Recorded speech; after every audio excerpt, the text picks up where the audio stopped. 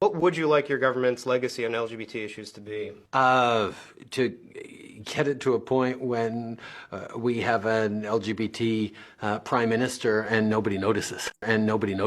Now the whole world is noticing. Justin Trudeau, after being away from the headlines for 6 months, has been on the front page of the news twice in just a couple of weeks. From announcing he's now dating Katy Perry to a world famous DJ saying he had a relationship with both Katy Perry and Justin Trudeau. I don't know what to say about this. I have Pierre Poilievre dropping undisputable facts, and Canada let in 5 million visitor visas without a single background check. Your mind is going to be blown away. Mark Carney just can't stop lying no matter what he does, and it's starting to catch up to him. Let's get into this report.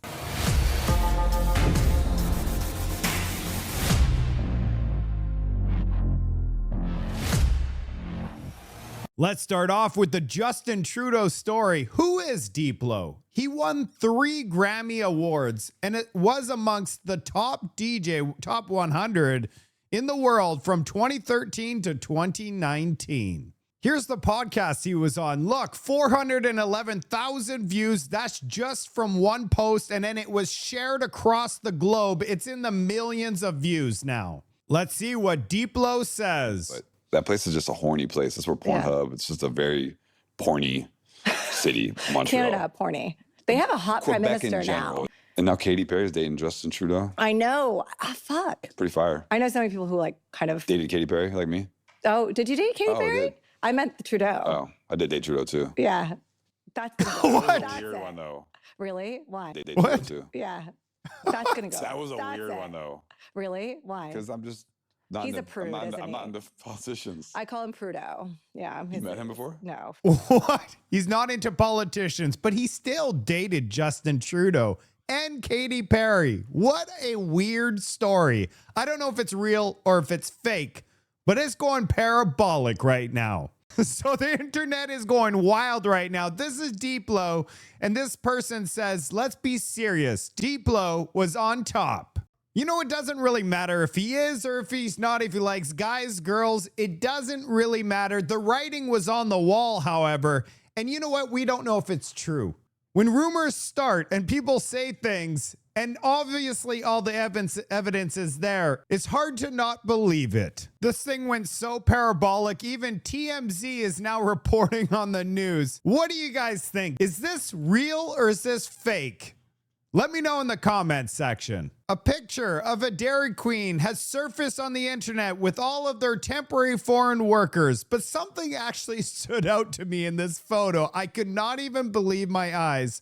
What do you notice? All of their temporary foreign workers are wearing flip-flops at work, except for one. The guy that's not wearing flip-flops should get Employee of the Month. Now, this is new. The NDP party, the hard left political party, erases women altogether. Now they only refer to sexes as men and non-men to keep trans activists happy. Man, this party has gone downhill since Jagmeet Singh, and it looks like they're just going to continue to go down into irrelevance. British Columbia has one of the worst budgets out of any province in Canada, with record debt, and it also has some serious economic issues. A big part of the economy is driven by public sector, which we can't afford in British Columbia, and the only industry that's growing faster than the population, as you can see here, 3% population growth, and the light blue is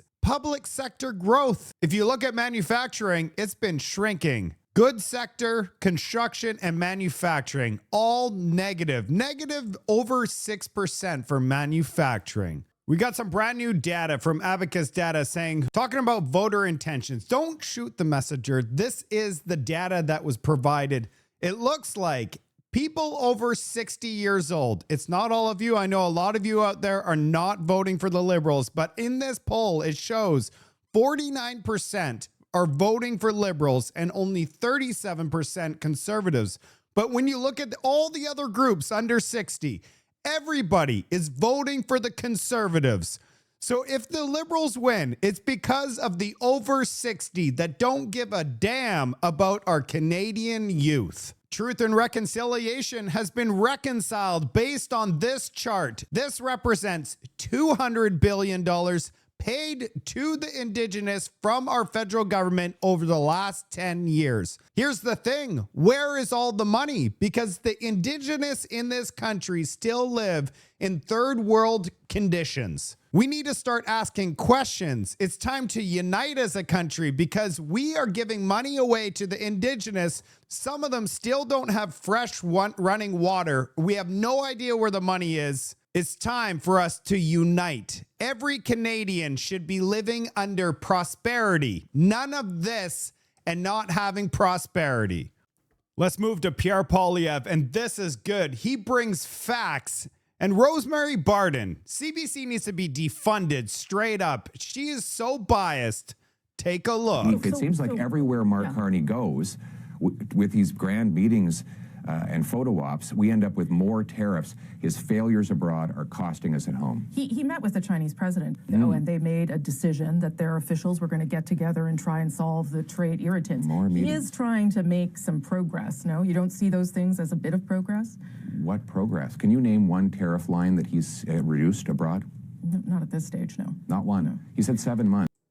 Not at this stage, no. He is, every time he goes anywhere, he comes back and gets tariffed. Like India, we just got a 30% tariff on our chickpeas every time he leaves this country.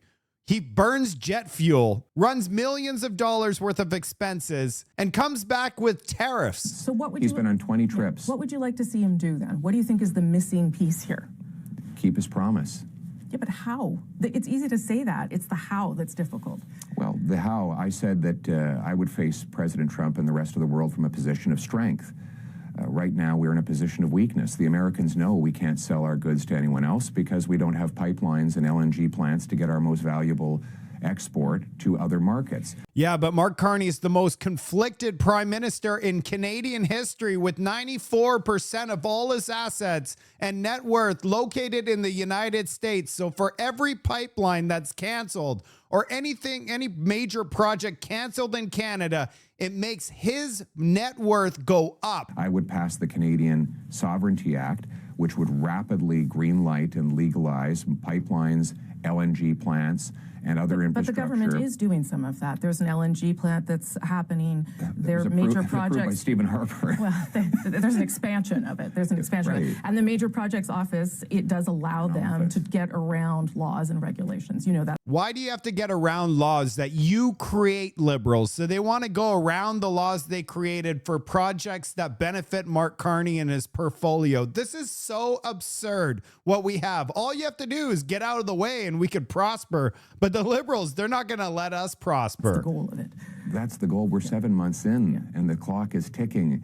I think we've been through enough goal setting, and now it's time for results achieved, and we're not getting any results.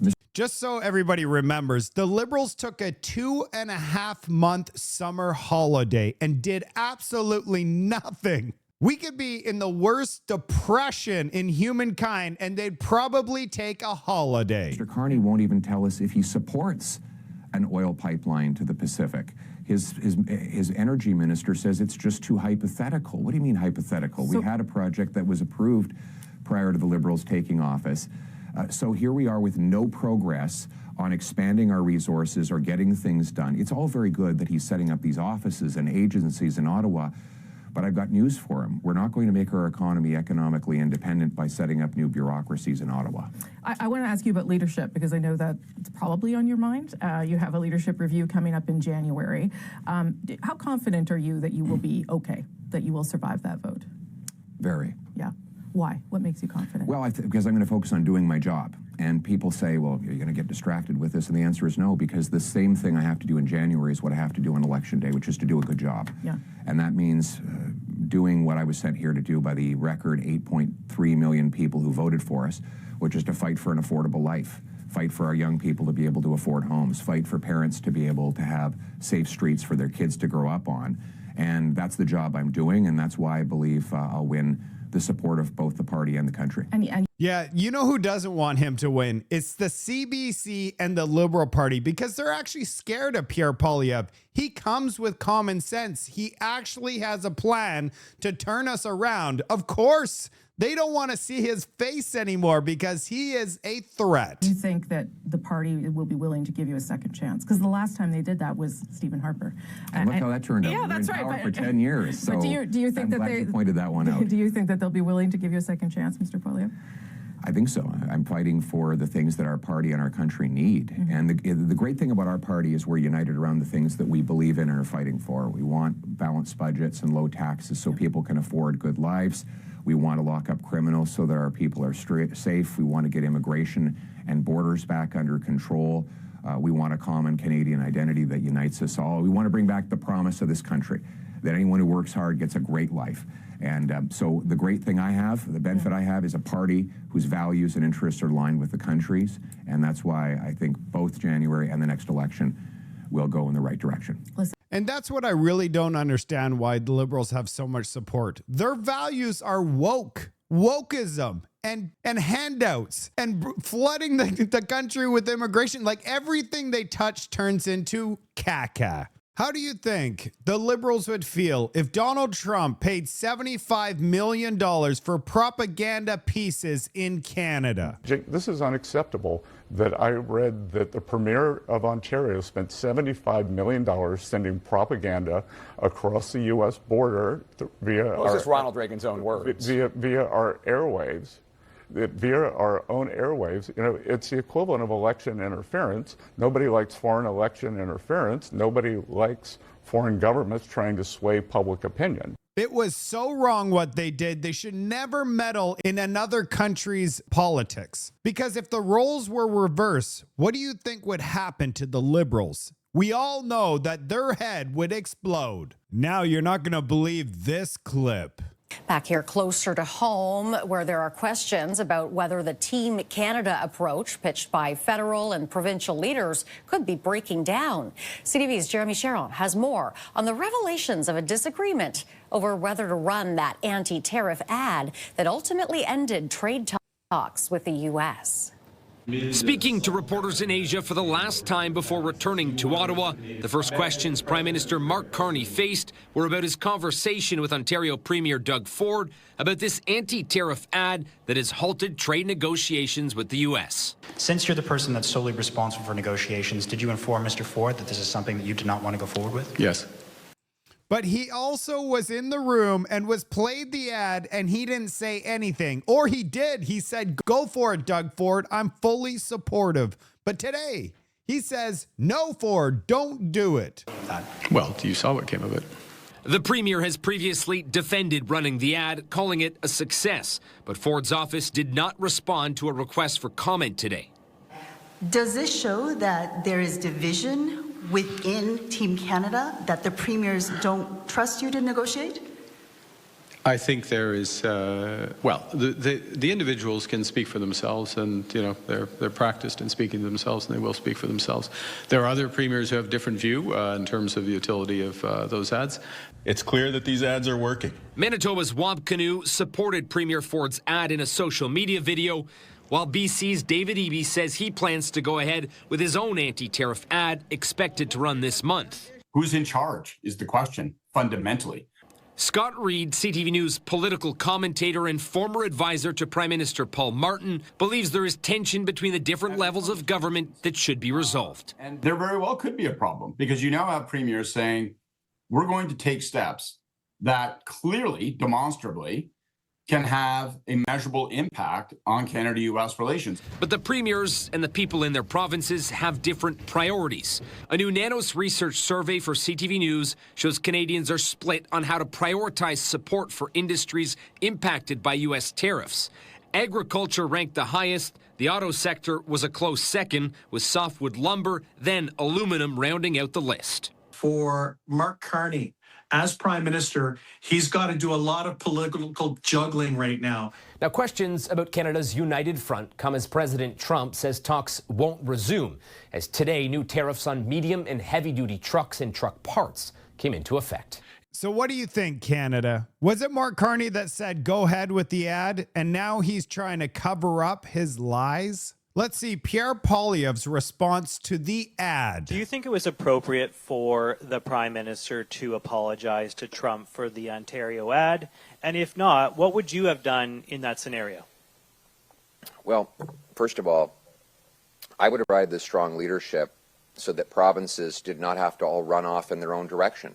Now, we don't see a variety of different governors in the U.S. being forced to run ads in Canada or do their own diplomacy. We see that because Mark Carney has been weak, indecisive, he has no plan, and he's broken all of his promises. So the provinces have been left with no choice but to fill the void that Carney's weak leadership has left behind. And then Mr. Carney has been very duplicitous. He approved the ad, and then he condemned the ad. Isn't that the truth? This is all facts by Pierre Poilievre.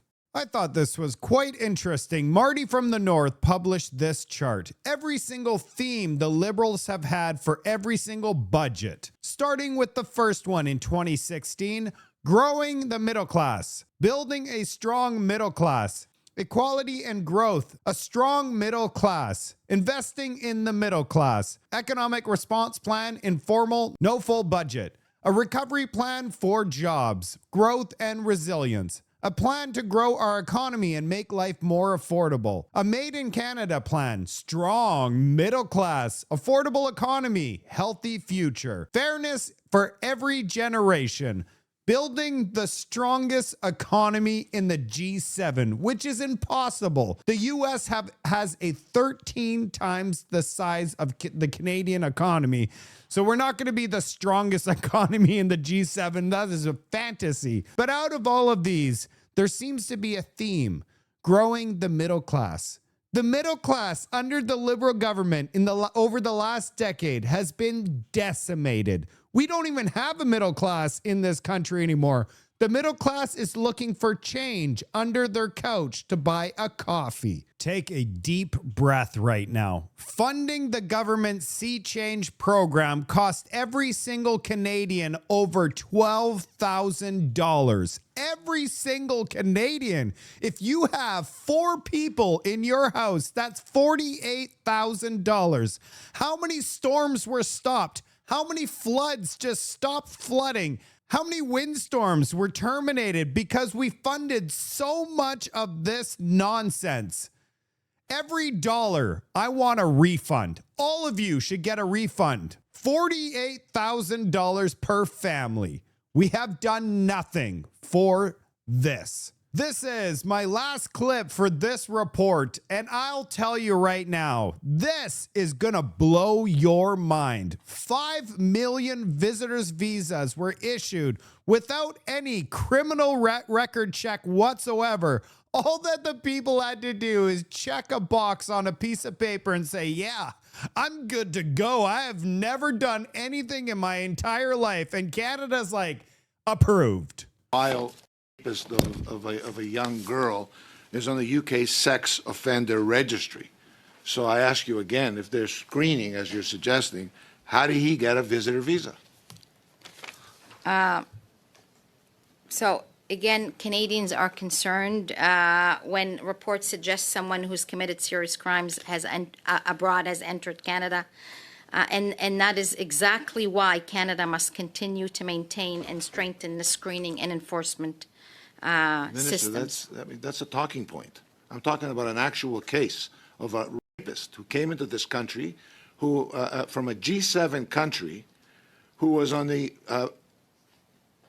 child abuse registry of the United Kingdom. Okay. Clearly giving me a talking point as an answer doesn't answer the question of how that person got into this country. So IRCC can't disclose individual cases, but on this one it is public, and I will tell you what the court decision, because it's gone to court, so the decision is public, indicates the individual moved to Spain in 2020, then came to Canada on a visitor visa in 2023, did not disclose his criminal history on the visa application, and he has now been found inadmissible. That was in a and National is Post being story. deported. That response, in general, was in a National Post story on October 6, 2025, a day that you were the Minister of Immigration in this country. Okay? So basically, does it all it take for someone's background check? Is it okay with you if someone just doesn't tick off the box that says I have a criminal record as a proper screening for coming into the country? So Canada, a proper screen would have surely found this individual. So Canada has a robust screening process. I doubt it. This is not explaining it at all. Really? You have a robust screening system when someone that's on the child registry got into this country. It begs the question, how many more of these vile people are walking around our streets, in our communities, around our schools, around our community centers? There's probably thousands of people. They're not screening anyone. They just check a box and they let the person in. And this is evidence. And she is reading a newspaper article, not prepared. She doesn't know what she's doing for her job. We have the most incompetent people running major departments, and our safety is at risk. That's it for today's report. What do you think? Is Justin Trudeau going after men and non-men, as the NDP would call it? What do you think? Is it fake news just to get publicity for this Diplo guy? Or is there some truth behind it? And what do you think about Pierre Poilievre? He is the only person that makes sense. He's coming out with common sense and facts. Sooner than later, even the Liberal supporters are going to wake up and go, yeah, we're going to need some common sense to fix this place because we have been heading down for over a decade. I got a great report coming out tomorrow, so make sure you tune in. I will see you on the next report.